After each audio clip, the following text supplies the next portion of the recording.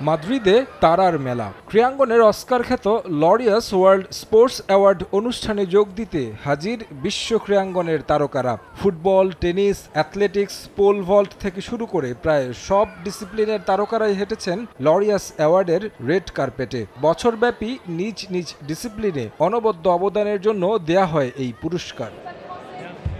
একে একে আসেন টেনিস কিংবদন্তি রাফায়েল নাদাল, নোভাক জোকোভিচ, আলকারেজরা। এরপর ব্রাজিলিয়ান কিংবদন্তি কাফু, লুকা মদ্রিচ, লুই বেলা ফুয়েন্তেরা। অনেকেই এসেছেন পরিবার ও বান্ধবীর সঙ্গে। এরপর শুরু হয় অ্যাওয়ার্ডের মূল আনুষ্ঠানিকতা।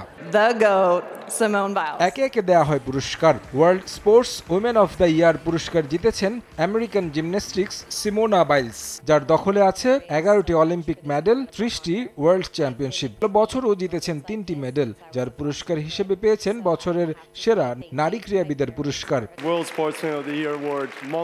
World sportsman of the year পুরস্কার গেছে সুইডিশ পোল ভল্ট তারকা মুন্ডু ডুপ্লেন্টিসের দখলে। সব মিলিয়ে 23টি পদক আছে তার ঝুলিতে। গেল বছরও প্যারিস অলিম্পিকে জিতেছেন গোল্ড মেডেল। 15 বছর বয়সে জিতেছেন ওয়ার্ল্ড ইয়ুথ চ্যাম্পিয়নশিপ। একমাত্র অ্যাথলিট যিনি ইনডোর ও আউটডোরে পুল ভল্টে 27 বার 20 ফিট উচ্চতা সফলভাবে পার করেছেন।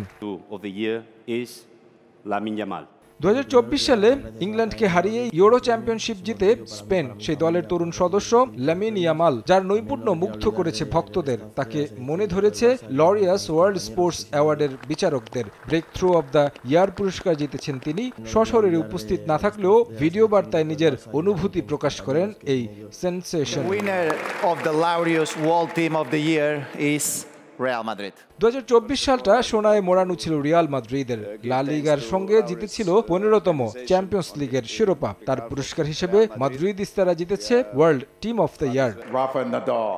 তাছাড়া লরিয়াস স্পোর্টস আইকন নির্বাচিত হয়েছেন টেনিস কিংবদন্তি রাফায়েল নাদাল। মর্যাদাপূর্ণ এই পুরস্কার জিতে উচ্ছ্বাস প্রকাশ করলেন স্প্যানিশ তারকা।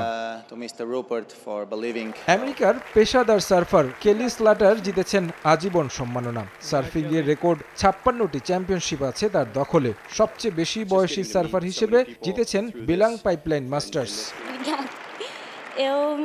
এছাড়াও comeback of the year Rebecca Andrade, disability sports person Jiang Yong, action sports person Tim Pidcock এবং স্পোর্টস ফর গুড নির্বাচিত হয়েছে কিক ফর লাইফ।